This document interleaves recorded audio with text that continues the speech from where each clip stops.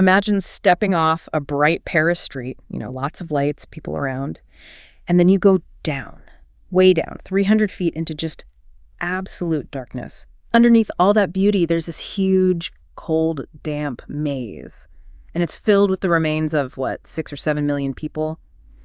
Welcome, everyone. Today we're telling a story about a piece of alleged found footage. It takes an already creepy place, the Paris Catacombs, and turns it into this really chilling mystery about a man who just vanishes into the dark. It helps to understand what the catacombs actually are. It's not just a tourist spot, not most of it anyway. Originally, these were stone mines, limestone quarries under Paris. Then, starting way back in the 17th century, the city cemeteries were overflowing, literally, so they started moving the bones down there. And the scale is just terrifying. We're talking over 200 miles of tunnels, right? That's the estimate, yes. Yeah. And crucially, almost none of it is mapped properly. It's illegal to go into most of it, and honestly, it's dangerous. Unstable in places. It's a maze on a scale it's hard to even picture. If you lose your way, or worse, your light, you're trapped. Yeah, you're staying down there, miles below the city. Okay, so let's get to the footage itself. This tape, it supposedly turns up sometime in the early 1990s, and it looks like it's point of view, like someone strapped a camera on and went exploring. An amateur explorer, maybe? But clearly someone who went way, way past the areas you're allowed in. So what do we actually see in the video? Well, the person is moving deeper and deeper. They're filming piles of bones, sometimes stacked neatly, sometimes arranged, almost like arrows, maybe for navigation. That's a key detail. Those arrangements, plus sightings of specific manholes or markings explorers call bounces. Oh. These suggest the person wasn't just a lost tourist.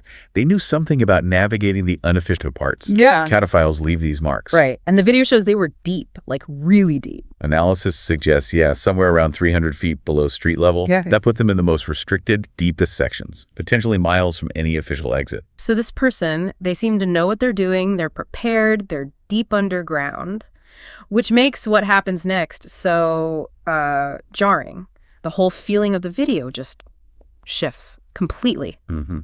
It goes from this methodical exploration, documenting things, to just raw panic. The person starts running, sprinting through these narrow, dark tunnels. It doesn't look like they're searching carefully for a way out. It looks like they're fleeing, running from something. Or just overcome by the place itself, maybe? The dark, the claustrophobia. That's certainly a possibility. Extreme environments can trigger extreme reactions. And then comes the truly terrifying moment.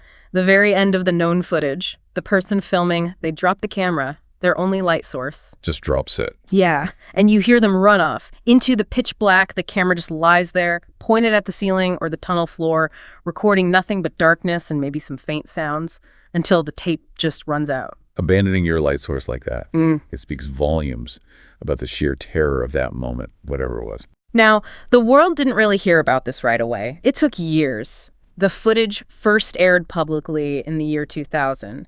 It was on a TV show called Scariest Places on Earth. Ah, yes. I remember that show. And that show introduced a filmmaker, a French guy named Francis Friedland. The story goes that he got the tape somehow. Apparently, it was given to him by a catacomb explorer, someone who explores illegally, who supposedly found the camera down there deep in the tunnels. Found the camera just lying there, presumably where it was dropped. So Friedland, he becomes kind of obsessed with this. He wants to know what happened to the person in the video. He actually put together a crew and launched his own expedition, illegally, of course. Right. They went back down there, trying to retrace the steps seen in the footage. And they weren't just wandering randomly. They had the footage, and they had some maps, probably unofficial ones, used by cataphiles.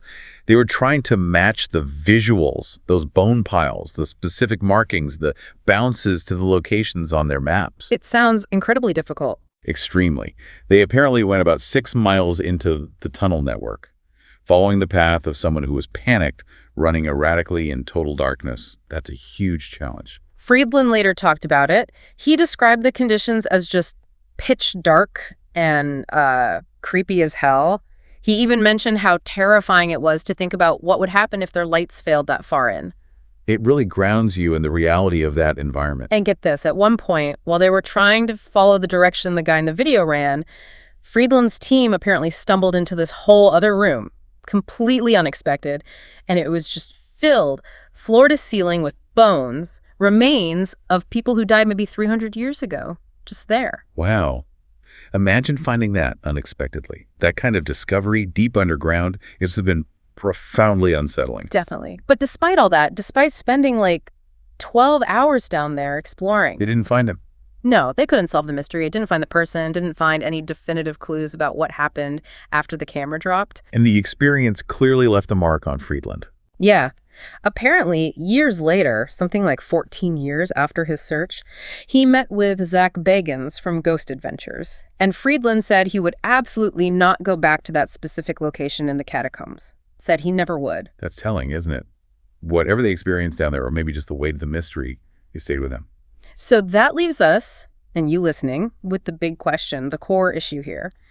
Is this footage real? Is it the genuine, tragic final moments of someone lost and terrified?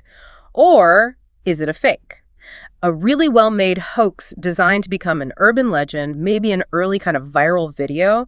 Well, if you look at it critically, there are points that support the hoax theory. The timing, for one, found in the early 90s, but not shown until 2000.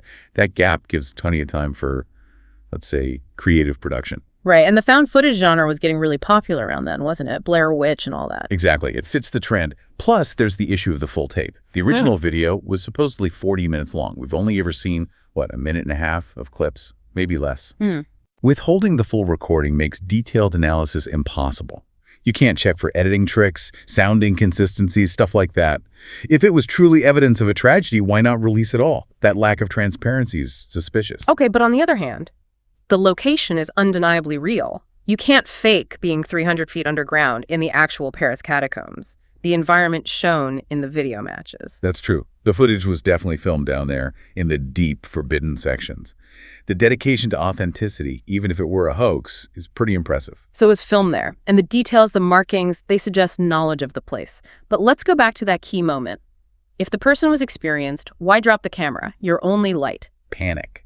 Pure, overwhelming panic is the simplest explanation, if it's real. Claustrophobia, disorientation, and total darkness. It can break anyone, experienced or not. People have died down there before, getting lost. So maybe it's just a tragic accident captured on film. Maybe. But there are those. Yeah. Other details that fuel the mystery. Some people claim if you enhance the audio on the released clips, you can hear strange sounds. Almost mechanical noises, some reports say, though that's hard to verify. Mechanical, huh? And Friedland himself, the filmmaker, mentioned finding strange markings on the walls near where the camera was supposedly found. Cryptic symbols. Suggesting what? That the guy stumbled onto something secret or was being chased by something else? That's the implication some draw, yes. Yeah. That he saw something he wasn't meant to or wasn't alone down there. But again, like you said, hard to verify, right? Enhanced audio, strange markings, it adds to the legend, but where's the solid proof? Exactly. We have to be critical. Sometimes the simplest explanation, intense psychological distress in an extreme environment, is the most likely and, frankly, often the most terrifying in its own right. And that's really where we land. There just isn't enough solid evidence to say for sure, one way or the other. If it's a fake, it's a secret that's been kept remarkably well for over 20 years now. If it's real, then the camera captured the final moments before someone succumbed to terror deep beneath Paris and their fate remains completely unknown. Just think about that for a moment. Imagine being miles underground, utter blackness, surrounded by the bones of millions. Your light is gone. You're lost. What fear, what absolute terror would make you drop the one thing connecting you to sight, to safety, to the world above? That question. That's the chilling secret still lingering in the darkness of the Paris catacombs. If this story gave you chills, well, you won't want to miss what we're exploring next time. Thank you for joining us for this story. Please do hit that like button if you found this compelling, share it with someone else who appreciates the unsettling, and definitely subscribe to our channel, Horror Docs. We'll be waiting for you in the next story.